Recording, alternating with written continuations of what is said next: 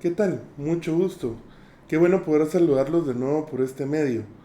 Yo soy Kevin Nufio, jefe de CEDECID, y este día les traigo la charla de normas de reducción de desastres para la gestión de riesgo. Específicamente esta charla va a estar dirigida hacia las normativas que se alinean directamente con el trabajo y desarrollo de actividades universitarias en lugares administrativos y salones de clase. Entonces, haciendo esa introducción, vamos a ello.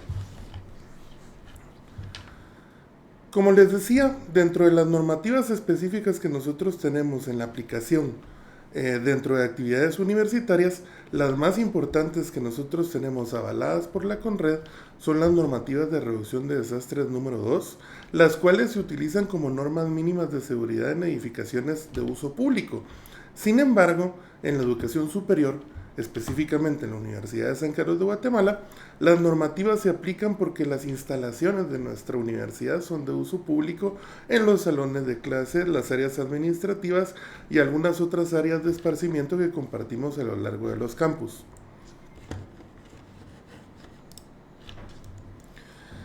Pero estas normativas no trabajan solas, estas normativas trabajan con otras normativas importantes, las cuales es importante que nosotros entendamos y podamos conocer porque son la base de la correlación entre las normativas de seguridad y las normativas constructivas y de desarrollo que nosotros tenemos dentro de nuestro país a nivel nacional o municipal. Estas obviamente pueden ir cambiando derivado de las diferencias municipales que existen con normativas que nosotros tenemos implementadas diferentes en cada una de las administraciones regionales o municipales que se encuentran en nuestro país. Pero las normativas que más se repiten dentro de las que se utilizan en conjunto con las de reducción de desastres son los planes y reglamentos municipales reguladores de construcción, los cuales dictaminan desde cada municipalidad cuáles son los requisitos o cuáles son las restricciones también para poder construir. Las normas de planificación y construcción de aseguradoras, como por ejemplo FHA, que es una de las aseguradoras que tiene más despliegue a nivel nacional en edificaciones modernas, que se utilizan para asegurar las edificaciones que nosotros compramos cuando vamos a vivir en algún lugar específicamente. Sin embargo, puede que edificios de uso público también tengan seguros porque es importante mantener a las personas a un nivel de seguridad que nos dan este tipo de normativas en la planificación constructiva. Están también un conjunto de normas muy importantes que también están avaladas por la CONRED, que son las normas de construcción de AGIES. AGIES es la Asociación Guatemalteca de Ingeniería Estructural y Sísmica. Estas normas constructivas son las normas de seguridad estructural conocidas como NSE. Estas normativas se crearon en Guatemala para poder ayudar a la construcción a realizar y ejecutar las obras de manera más segura, pensando en la seguridad de las personas que las están utilizando, para que estas edificaciones cumplan con todas las medidas de seguridad con respecto a sismos y otras especificaciones técnicas que se necesitan a la hora de construir, ya sean edificaciones de uno o varios niveles. Otra normativa avalada por la CONRED, bueno, que está dentro de estas normativas de seguridad estructural, son la NRD1 y la NRD3, que son las normas de reducción de desastres que específicamente hablan de técnicas constructivas y materiales constructivos.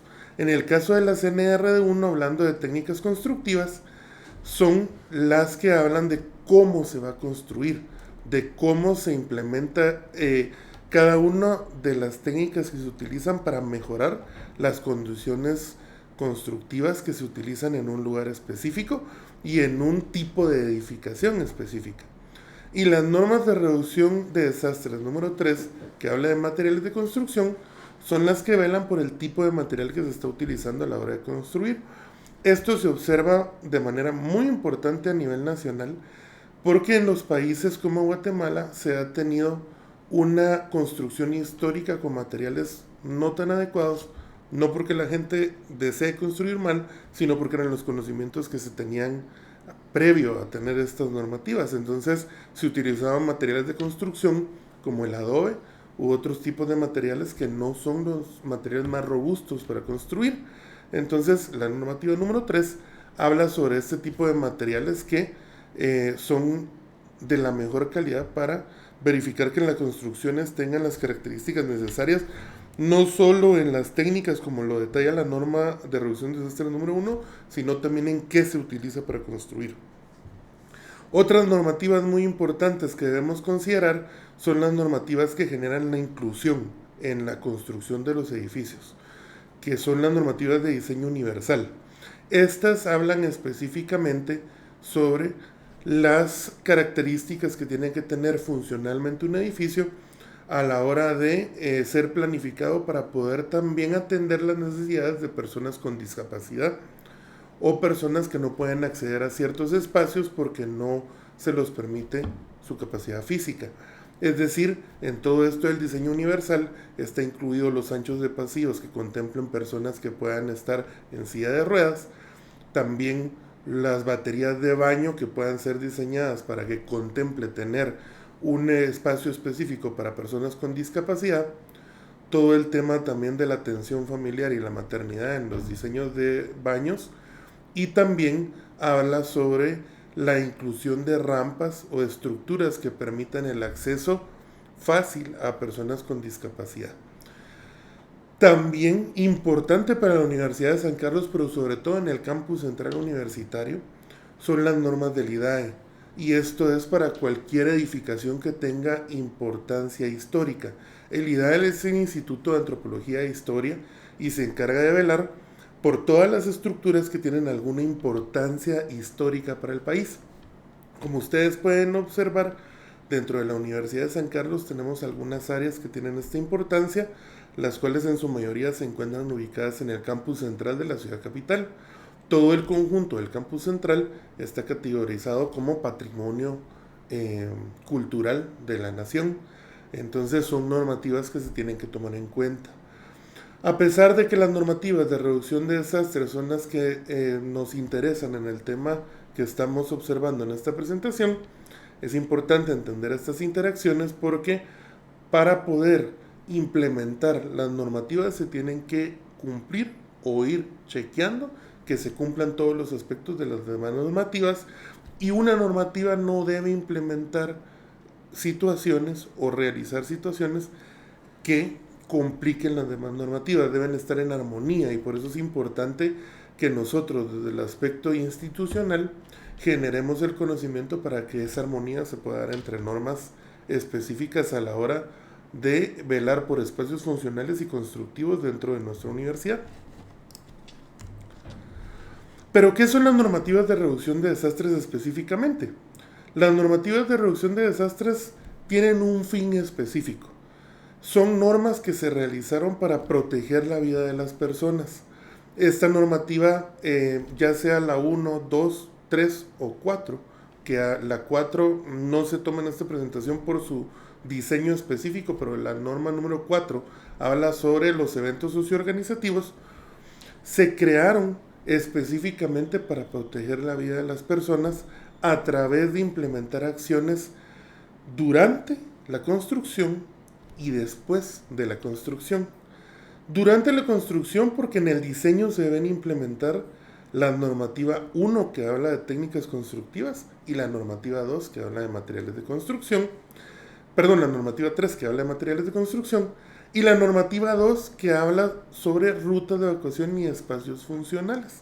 Esto se debe planificar desde antes de empezar a construir. Sin embargo, la normativa de reducción de desastres número 2 también vela por el aspecto de los espacios funcionales sobre la vulnerabilidad de las acciones o actitudes humanas que nos generan un riesgo residual dentro de las construcciones y los espacios de trabajo.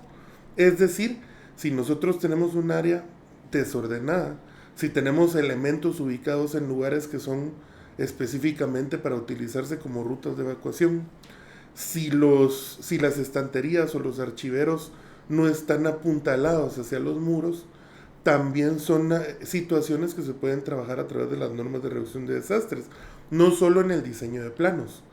En el caso de los eventos socioorganizativos se habla sobre toda la preparación que tiene que tener un evento para poderse llevar a cabo velando por la seguridad de las personas que están participando en el mismo. Esto a través de la implementación de seguros, a través de la implementación de planes de respuesta, a través también de implementar algunas acciones de seguridad como la presencia de cuerpos de primeros auxilios, paramédicos o tener una planificación con los bomberos voluntarios si son eventos masivos.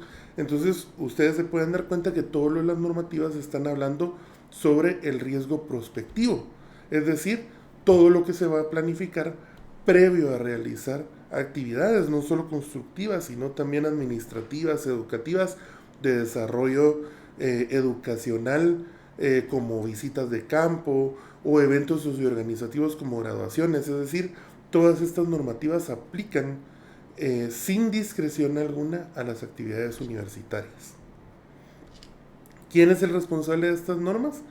Específicamente la CONRED tiene a la Secretaría Ejecutiva de la Coordinadora Nacional para la Reducción de Desastres, dentro del cual, que sería hasta la parte administrativa de la CONRED, se encuentra el Departamento de Normas y Procedimientos de Infraestructura. Es en el que se vela por la implementación, aplicación y la evaluación continua de estas normativas. ¿A través de qué? A través de la presencia de expedientes que se entregan hacia este departamento específico y que son revisados constantemente por este departamento para velar que se cumpla con toda la normativa de reducción de desastres. Sin embargo, a pesar de que esto es así a nivel nacional, dentro de la Universidad de San Carlos de Guatemala es el Centro de Estudios de Desarrollo Seguro y Desastres, el CEDESID, oficina desde la que los estamos saludando, la que se encarga de velar por la correcta aplicación de las normativas de reducción de desastres en los espacios universitarios. Esto no quiere decir que no se trabaje con la CONRED. Recuerden que ustedes ya previo a esta sesión han podido entender que el CEDESID trabaja como miembro del sistema CONRED, y dentro de esos trabajos del sistema CONRED se puede encontrar también el trabajo de las normas de reducción de desastres, que se trabaja en conjunto con el Departamento de Normas y Procedimientos de la CONRED.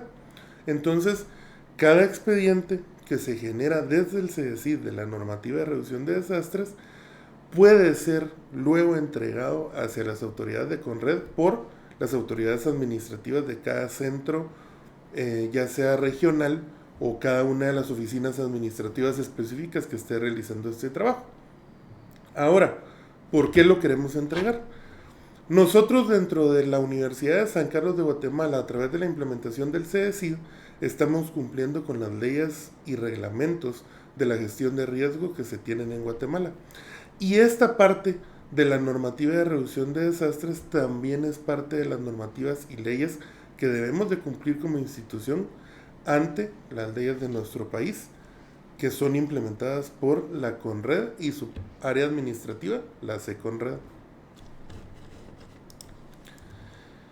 Entonces, específicamente, ¿qué es la normativa de reducción de desastres número 2, que es la que nos interesa en este tema? Si nosotros le ponemos una definición como tal, y fuera una respuesta estilo examen, sería el conjunto de especificaciones técnicas que tienen como objetivo el cumplimiento del acuerdo del Consejo Nacional para la Reducción de Desastres 01-2014. Este 01-2014 habla sobre el número de normativa que se implementó y en qué año está implementada. Es decir, ustedes pueden observar que está implementada desde el 2014 para Guatemala. ¿Y qué dicta esta normativa? Pues lo siguiente sería entender qué dicta la normativa a través de que la constante actividad sísmica del territorio guatemalteco ha puesto de manifiesto que los materiales y técnicas de construcción de edificaciones, instalaciones y obras de uso público no observan normas de seguridad mínimas tanto en su construcción y remodelación, y que su finalidad es proteger la vida de las personas. En el caso de este tema, no debemos hacerlo polémico. Sin embargo, como lo justifica la CONRED, pareciera que previo a la normativa de reducción de desastres no se generaba alguna acción específica para la construcción. Los reglamentos constructivos de cada municipalidad, muy probablemente, si no es que son municipalidades jóvenes, van a preceder siempre a esta normativa de reducción de desastres. Sin embargo, la normativa de reducción de desastres número 2 vino a arreglar un poco algunos problemas de diseño que se tenían específicamente en la aplicación de espacios funcionales pensando en procesos de evacuación. Es decir, la funcionalidad de un espacio de trabajo no necesariamente contemplaba antes de la implementación de estas normativas los procesos de evacuación y los procesos de seguridad en los que está capacitándose actualmente la gente a través de cursos como los que ustedes están recibiendo en este momento. En este caso, la normativa habla de varios aspectos, no solo los aspectos constructivos y funcionales, sobre temas como las rutas de evacuación, la señalética que se tiene que colocar para las rutas de evacuación y también sobre las acciones que se deben realizar para que esas rutas de evacuación se encuentren libres para el paso de las personas que tengan la necesidad de utilizarlas.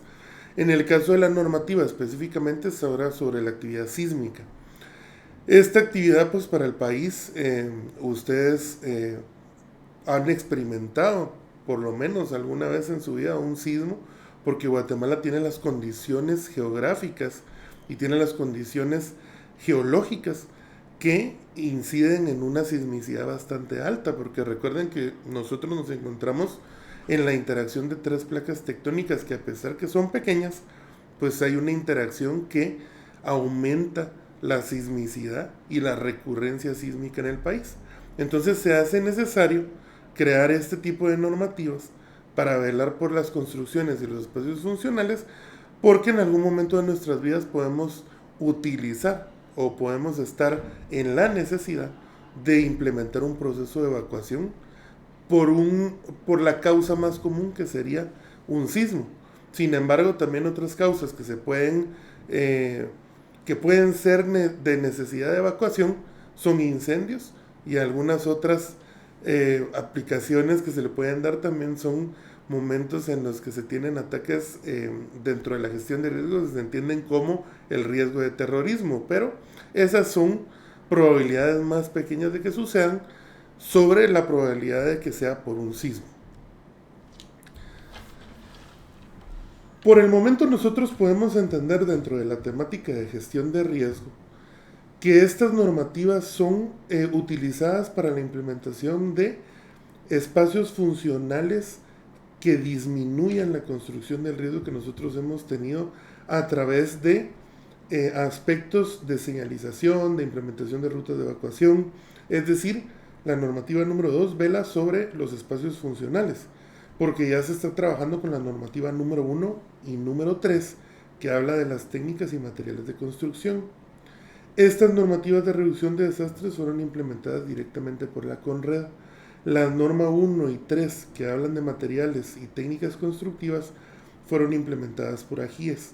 Lo que hizo la CONRED en este caso fue conjuntar toda esa normativa de gestión de riesgo para implementarla desde la Coordinadora Nacional para la Reducción de Desastres, que fue un avance muy importante para el país, para poder implementar estas normativas desde la base legal de gestión de riesgo que tenemos en Guatemala. Sin embargo, también a la hora de evaluar estas normativas, tenemos que conocer cómo implementarlas.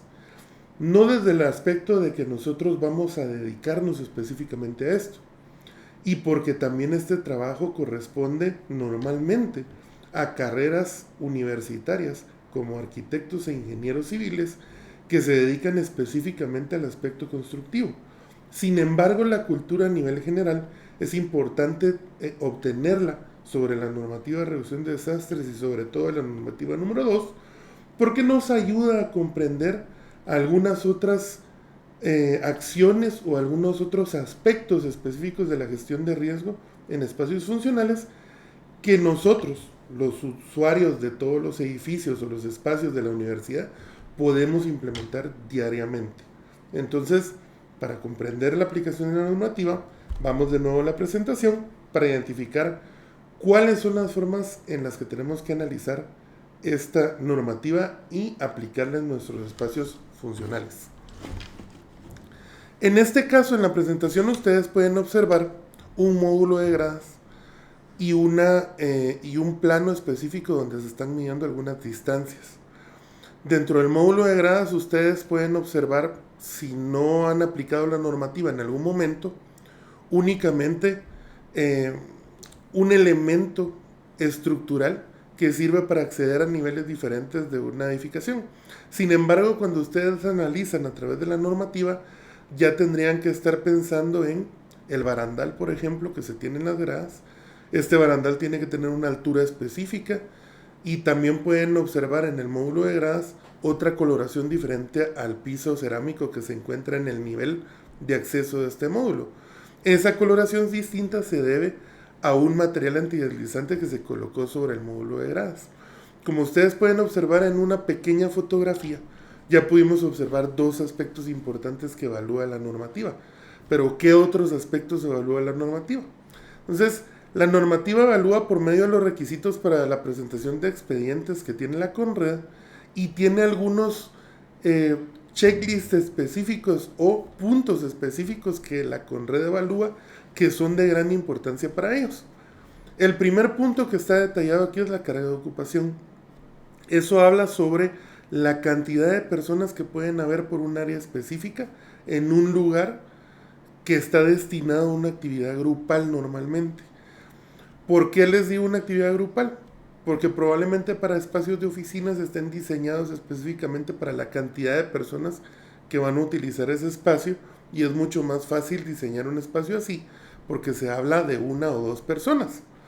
Sin embargo, para salones de clase, auditoriums u otros lugares que son de uso de actividades probablemente masivas en algunos aspectos y otras actividades no masivas, pero sí de más de 20 personas como los salones de clase, ya se habla sobre diseñar específicamente para tener un espacio destinado para tener una cantidad de personas dependiendo del tamaño de ese espacio. De eso habla específicamente la carga de ocupación. En resumen sería cuánta gente cabe en un espacio por el área para la que fue diseñada y para la actividad que fue diseñada. Porque no será lo mismo tener un espacio para una tienda de aranceles, de abastecer algunas cuestiones de uso diario como una tienda normal o para una actividad universitaria, ¿verdad? Entonces es diferente porque en un lugar se van a tener estantes con productos que nosotros utilizamos diariamente y en otro lugar ya vamos a pensar en ubicar escritorios, en tener una cátedra, en la ubicación del pizarrón, en la ubicación también de las ventanas, en el confort hidrotérmico. Entonces ya son otras cosas las que se está implementando en este tipo de diseño. Otro punto importante para la evaluación de las normas de reducción de desastres número 2 son las salidas de emergencia. Estas salidas de emergencia tienen que ser espacios para procesos de evacuación distintos a las puertas de ingreso de los salones, las cuales son otro de los puntos importantes que tiene la normativa, en el punto que ustedes pueden ver ahí de puertas, que también tienen que tener tanto las rutas de salida de evacuación, que son las salidas de emergencia, y las puertas de ingreso, un tamaño específico, que en la normativa para Guatemala es .90 como mínimo. Como mínimo porque no necesariamente tiene que ser solo de ese tamaño.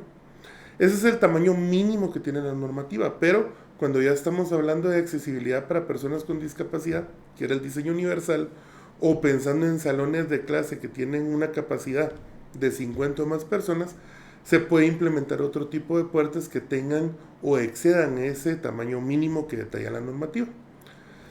Otro punto importante es el que ustedes ya vieron en la fotografía, que empezamos a platicar de él, que son gradas y rampas.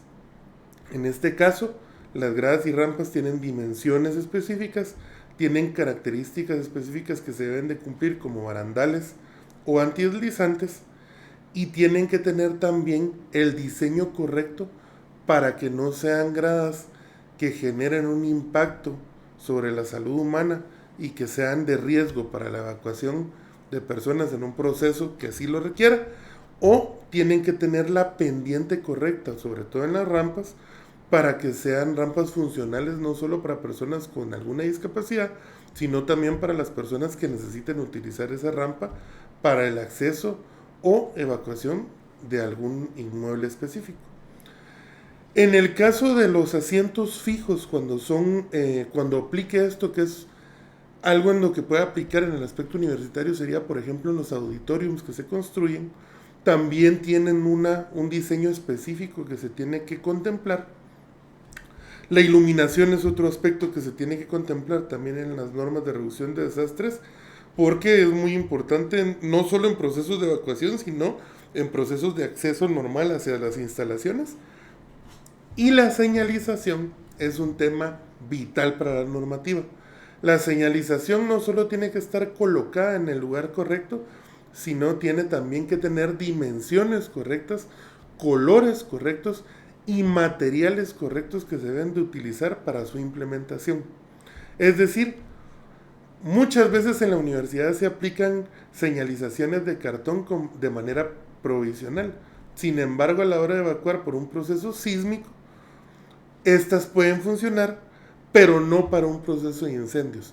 Si nosotros en un proceso de incendio perdemos la señalización porque son inflamables, entonces ya no tenemos esa guía para poder nosotros utilizar o basarnos en eso para poder evacuar de los edificios. Entonces es por eso que es importante que tengan las dimensiones, estén colocadas a la altura correcta, que sean de los colores correctos y que sean de los materiales correctos, porque todo se diseña pensando en los procesos de evacuación en las emergencias que pueden ocurrir.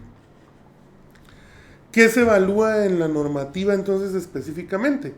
Para las cargas de ocupación se utiliza un formato de evaluación que es un formato de Excel donde ustedes van a ingresar 3 aspectos muy importantes. El primero es qué tipo de sector es para lo que está diseñado esa área en específico. Entonces, por ejemplo, pueden tener aulas, oficinas, auditoriums, todo lo que habla de el sector sería el uso específico de esa área específica que está siendo evaluada. Otro aspecto muy importante es el área en metros cuadrados que tiene ese espacio que se va a utilizar. Y luego, el aspecto importante va a ser el uso específico que se le va a dar. Entonces se pone ya sea un aula, una oficina, un auditorium. Y la importancia de colocar para qué se va a utilizar es porque existe un factor específico para cada uso. Como les mencionaba, no es igual un área para oficina que un área para un aula. Entonces el factor en qué se basa, en el espacio específico que necesita individualmente cada persona que va a utilizar. ¿Por qué el factor es más grande en oficina que en aulas? Porque a la hora de hacer el cálculo en oficina se estima un tamaño necesario para tener un escritorio, para tener espacios de almacenamiento, para que la persona pueda moverse en esos espacios, y en la parte del aula se está pensando más en un pupitre, en un tipo de escritorio pupitre, ¿verdad? Que ocupa menos espacio. Entonces, estos factores ya están establecidos por la normativa. Además, estos factores se calculan a través de la elaboración de planos arquitectónicos. Son alrededor de 25 planos que se elaboran por cada edificio, por cada norma que se evalúa. Esto se hace para generar el archivo de datos que se va a utilizar en la parte constructiva específicamente a la hora del diseño y a la hora de los cálculos que se van a realizar. En esta planificación, por ejemplo, en la imagen que ustedes están observando, se tiene el diseño de todo un nivel de un espacio universitario. Ustedes pueden observar que en este diseño está contemplado aulas de estudio, baterías de baño, algunas zonas de reuniones, algunas salas de biblioteca, algunas zonas de archivo.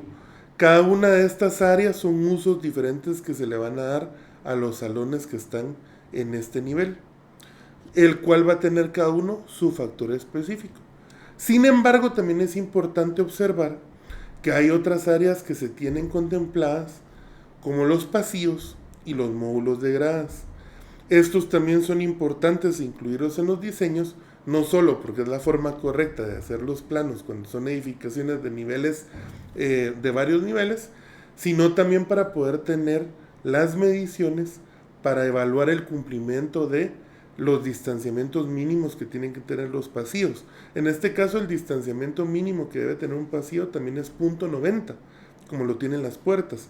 Sin embargo, aquí aplica algunas instrucciones de conocimiento técnico que se debe aplicar a la hora de hacer un diseño. Porque, por ejemplo, si ustedes tienen un pasillo que tiene más de .90, que se dirige hacia una salida donde hay una puerta, y la puerta tiene .90, pues se acorta la salida de ese pasillo.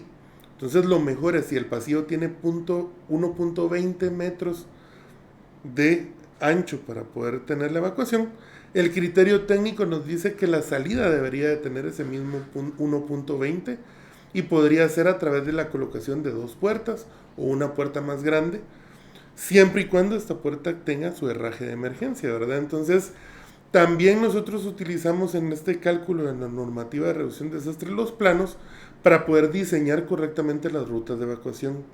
En la imagen que ustedes pueden ver de planta amueblada y ubicación de rutas de evacuación, no están colocadas las rutas de evacuación, pero tenemos 2 módulos de gradas, uno al lado derecho y uno al lado izquierdo. Entonces, lo más probable a la hora de realizar una ruta de evacuación es que todas las oficinas que se encuentran de cada lado del módulo de gradas se dirijan específicamente hacia el módulo más cercano al que se encuentran. Esto es un diseño básico de una ruta de evacuación. Sin embargo, podríamos tener otros diseños de rutas de evacuación. Por ejemplo, este nivel completo podría evacuar hacia el módulo de gradas derecho, pensando en que hay otro nivel debajo que podría estar evacuando todo hacia el módulo de gradas izquierdo. Como ven, este diseño de rutas de evacuación puede ir cambiando dependiendo de la cantidad de personas que se encuentran en cada nivel, de los usos que se le da a cada nivel y de las especificaciones que requiere el edificio y sus rutas de evacuación y sus puertas de salida de emergencia distribuidas a lo largo de los niveles. Esto puede incidir en cómo nosotros diseñemos esta ruta de evacuación.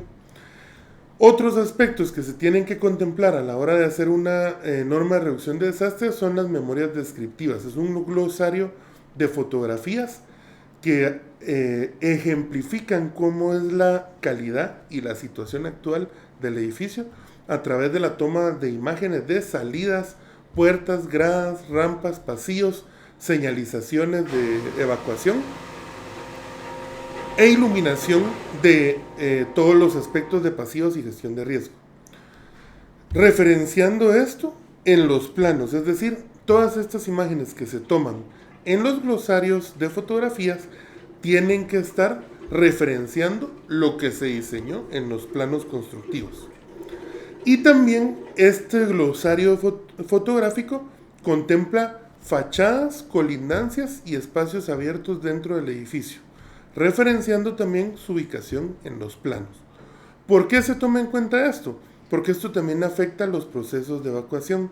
En las fachadas específicamente porque tenemos elementos a veces que son elementos voladizos que pueden caer a la hora de un sismo, entonces eso modifica las rutas de evacuación que se diseñan desde el CEDESID aplicando la normativa de reducción de desastres. Otras cosas pueden ser jardineras o colindancias que eviten que haya flujo de evacuación continuo. Entonces también es importante contemplarlos a la hora de la evaluación de la norma de reducción de desastres número 2, porque también pueden afectar en la planificación de las rutas de evacuación. También es importante tener ubicados los espacios libres dentro del edificio porque pueden generarse puntos por donde puede evacuar o no a personas dependiendo de la accesibilidad de estos puntos. Es decir, si tenemos jardines dentro de nuestro edificio, probablemente una persona pueda utilizar esos jardines para evacuar. Sin embargo, hay que contemplar el diseño universal a la hora de diseñar estas rutas de evacuación, porque también estamos haciendo accesibles los edificios a personas con distintas discapacidades. Entonces es importante nosotros comprender a qué nos referimos con respecto a estos diseños específicos. Por ejemplo, aquí tenemos 2 ejemplos de auditoriums que tienen 2 características diferentes. Tenemos del lado izquierdo la fotografía del auditorio del aula magna de la Universidad de San Carlos de Guatemala, conocido como el iglú.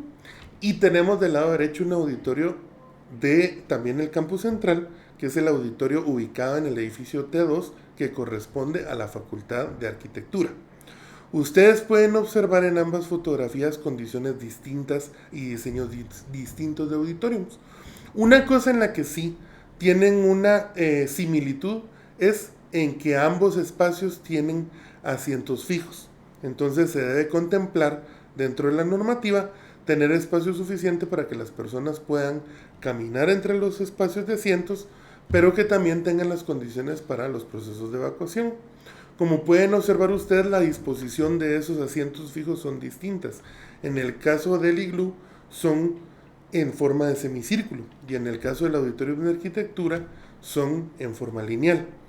Esto incide también en el diseño de planificación de rutas de evacuación.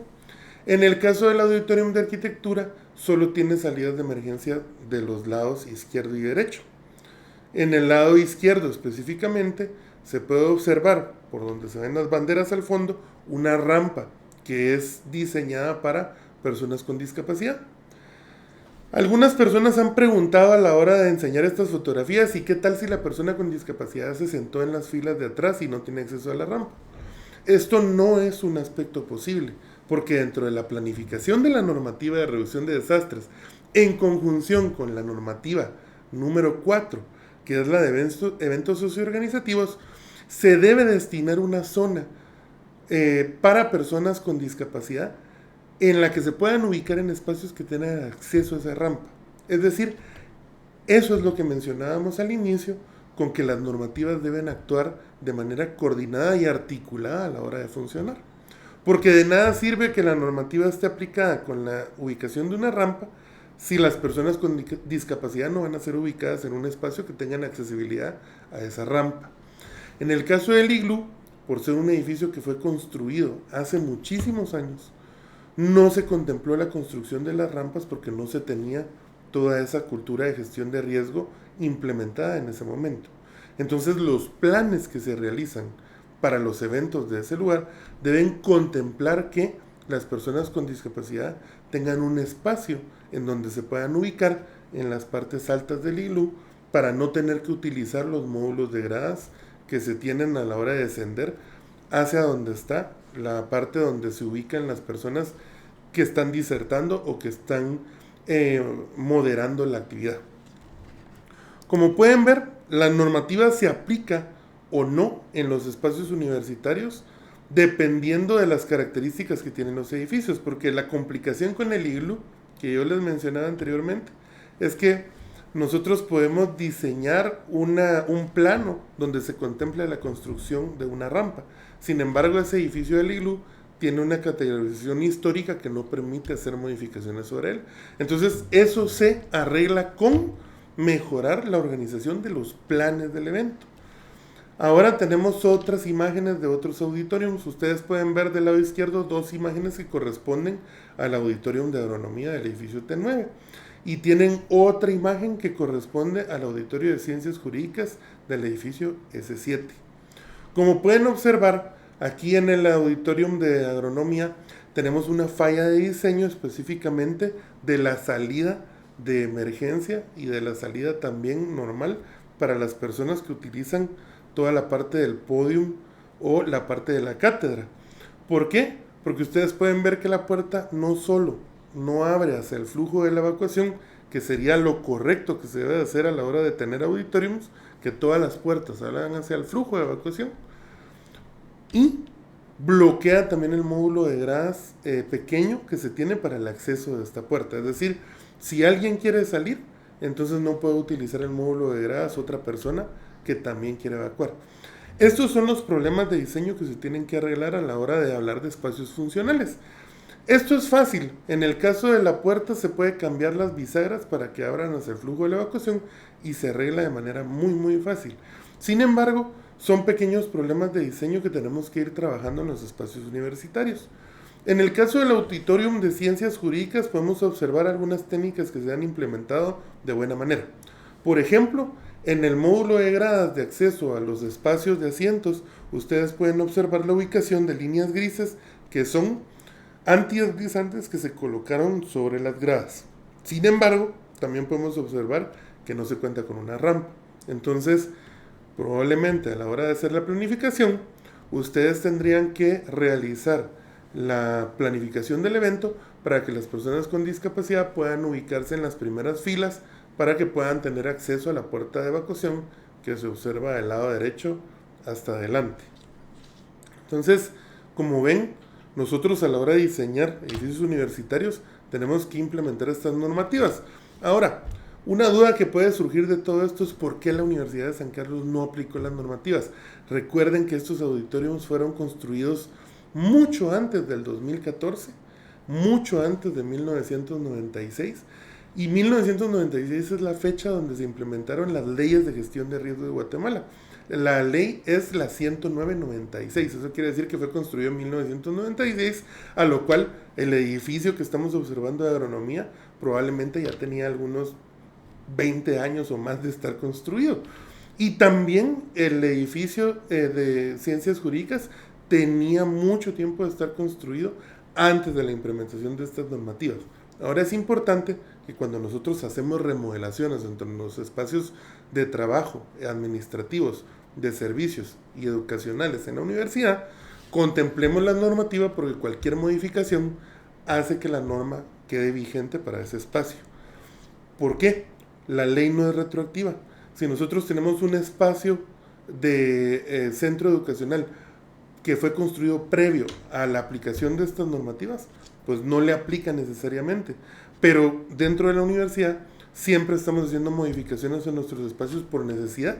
La universidad crece exponencialmente cada año que va pasando con respecto a la parte demográfica que ocupa la universidad en sus labores administrativas y en sus necesidades docentes y académicas. Entonces, cuando se hacen modificaciones, se debe contemplar que al hacer cualquier modificación en una edificación, si se hace después del 2014 sobre todo, ya la normativa de reducción de desastres le aplica esa modificación. Aquí tenemos otro ejemplo, y este es un ejemplo de criterio técnico. Aquí en este ejemplo especial estamos en el edificio S12 del campus universitario, que es uno de los edificios más altos del campus. Solo el edificio de recursos educativos, que lo conocen como la Biblioteca Central, tiene tantos o más niveles que el edificio S12. Este edificio S12 cuenta específicamente con 4 niveles, entonces tiene varios y fue diseñado para tener varios salones de clase, porque se construyó con la finalidad de tener más espacios para que los alumnos pudieran recibir sus clases. Entonces, ¿qué es lo que pasa? Al tener más espacios se tienen más aulas y se tienen más puertas. En este caso recuerden que yo les digo que las puertas deben de batir hacia el flujo de la evacuación. Sí, pero siempre contemplando que este abatimiento no sea un obstáculo para otros puntos de evacuación. Si ustedes pueden ver en la imagen del lado izquierdo, pues correctamente las puertas de estos salones abaten hacia el flujo de evacuación. Sin embargo, si pueden ver la fotografía de la derecha, tienen el salón 405 y el salón 406. Si ustedes llegan a abrir la puerta que está cerrada del salón 406, va a abrir hacia el flujo de evacuación del salón 405. Entonces, aquí es donde hay que aplicar el criterio técnico y ya sea ubicar en el diseño la puerta en otro lugar que no sea de complicación para el flujo de evacuación, o identificar si se pueden utilizar otros mecanismos de puertas para rutas de evacuación que sean aptos para estas condiciones. Entonces, como les digo, la normativa se aplica, pero es importante no aplicarla sin discriminar que existen algunas ocasiones donde se puede moldear un poco la normativa para que cumpla con el fin último de la misma, que es proteger la vida humana. No porque todas las puertas tengan abatimiento hacia el flujo de evacuación, van a hacer el diseño correcto para ese lugar. Otro ejemplo que yo les puedo dar son los pasillos donde hay oficinas administrativas de ambos lados. Y oficinas administrativas que son de 1 o 2 personas. En estos casos la puerta no necesariamente tiene que abatir hacia el flujo de evacuación, porque solo son 2 personas. Se habla de este abatimiento cuando son 10 o más personas en criterio técnico, porque la norma no lo dice así, pero la lógica nos dice que los procesos de evacuación con flujo, con la apertura de puertas hacia el flujo de evacuación es porque son muchas personas y lo que queremos evitar es que exista un accidente por aplastamiento de las personas que llegan de primero a la puerta, que ha sucedido en otras ocasiones en eventos socioorganizativos en Guatemala. Sin embargo, cuando hay 2 personas en una oficina, ustedes pueden decir, aquí no hay riesgo de ese aplastamiento como tal. Entonces, se puede diseñar para que las puertas siempre tengan su abatimiento hacia adentro. ¿Esto por qué? Porque nosotros sabemos que también al aperturar las 2 puertas hacia el flujo de evacuación, si hay oficinas de ambos lados, podrían evitar que la gente evacuara por el pasillo, porque disminuye la cantidad de área que se le dio al pasillo para esos flujos de evacuación. Entonces, es importante que estos diseños los realicen personas aptas para profesionalmente para estas tareas. Como les decía, arquitectos e ingenieros civiles son normalmente las carreras específicas que deben de hacer estos diseños, pero también se debe contemplar que esas personas deben prepararse en los temas de normativas de reducción de desastres. Entonces, muy importante implementar en estas carreras el aprendizaje de estas normativas.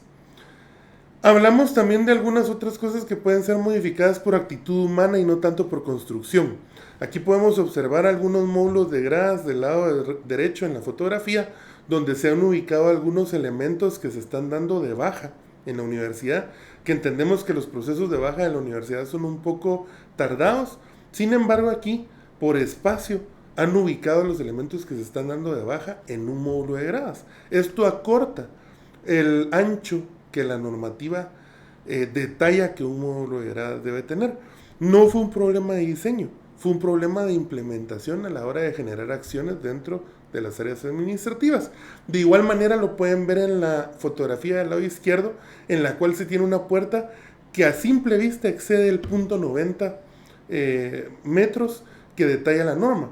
Sin embargo, no nos sirve de nada tener ese ancho tan bonito de puerta si se van a colocar elementos que no permiten que las puertas abran. Entonces, también se puede incidir en fallas de la aplicación de la normativa por actitudes o por procesos funcionales que no tienen que ver con el diseño estructural. De igual manera podemos observar fotografías de elementos que no deben estar ubicados cerca de las rutas de evacuación, como por ejemplo el elemento del lado derecho que cuenta con rodos. Es un elemento que se puede mover a la hora de un sismo, por lo tanto puede evitar que se utilice la puerta para ruta de evacuación, porque ese mueble puede correrse hacia uno de los lados y obstruir el paso de las personas. Y en el caso de la fotografía del lado izquierdo se pueden ver apilados algunos UPS que se pueden caer al momento de un sismo y que pueden afectar también el paso de las personas en rutas de evacuación. Entonces, recuerden que no solo es importante diseñar correctamente las estructuras, sino cómo nosotros realizamos nuestras actividades y cómo planificamos la ubicación de ciertos aspectos no estructurales dentro de las edificaciones. Ahora, ¿qué productos se van a generar con la normativa? Cuando se está trabajando con la normativa, todos los elementos que yo ya les mencioné se presentan a la Conred a través de un informe que es subido a la nube y contendrá todo lo que platicamos para el análisis y revisión del Departamento de Normas de la Conred. En la USAC específicamente se aplican las normativas como en cualquier otra institución. En este caso, como yo les mencionaba, es el CEDECID la oficina responsable de la gestión de esta aplicación de las normas dentro de los aspectos universitarios. Entonces, si ustedes tienen en algún momento la curiosidad de cómo se aplican las normativas, pueden gestionar a través de las autoridades de su unidad académica o las autoridades nominadoras del centro universitario para que se pueda realizar una evaluación de cumplimiento de la norma. Y dentro de la norma que se aplica en la USAC, siempre y cuando sea en áreas que no estén dentro del campus central, se pueden aplicar fácilmente. Sin embargo, en el campus central se debe implementar también contemplando las normativas constructivas del IDAE y en cualquier otro lugar las normativas constructivas y de diseño que tienen las municipalidades. ¿Cuáles son las debilidades entonces de la normativa de reducción de desastres en la USAC? La poca aplicabilidad con los tiempos de respuesta, es decir, Cuando ustedes le presentan a la CONRAD la normativa, la CONRAD dice, tienen 2 semanas o 3 semanas para arreglar los problemas. Sin embargo, en la universidad tenemos POAs administrativos y financieros que se planifican anualmente. Entonces, no casa a veces lo que quiere hacer la CONRAD conforme lo que necesita hacer la universidad. Problemas por ser patrimonio cultural. Es bonito tener la universidad como patrimonio cultural, sin embargo, hay que pensarlo muy bien antes de seguir ingresando hacia este patrimonio cultural, los espacios universitarios, porque es difícil modificar estructuras que tienen este nivel patrimonial. Y la falta de consideración de diseño universal afecta a veces porque, como les digo, la edad de los edificios, la universidad tiene casi ya los 350 años a día de hoy que estamos viendo esta presentación. Entonces hay edificios universitarios que son muy antiguos, que no contemplan estas normativas y que cuesta modificar porque es un esfuerzo financiero que hace la universidad y es un esfuerzo constructivo que se hace en cumplimiento de todas las normativas. Entonces, el diseño universal es una debilidad que se tiene porque no se contemplaba en la construcción de edificios que son tan antiguos. Y también que nosotros tenemos restricciones dentro de nuestros planes de manejo de conjunto. Entonces, a la hora de diseñar, muy importante si ustedes son planificadores, dentro de los planes de conjunto y de manejo de sus áreas, contemplen siempre las normativas de reducción de desastres, porque todo lo que se trabaje bien el día de hoy va a ser una facilidad para modificaciones o mejoras en los espacios de trabajo para el día de mañana. Entonces, hasta aquí llegamos con la presentación. Les agradecemos muchísimo la atención que ustedes puedan prestar. Por favor, estén pendientes de todas las actividades que se van a generar con respecto a estos videos asincrónicos, porque se van a generar algunas actividades para reforzar el conocimiento que tenemos sobre las normativas. Pero recuerden puntos claves.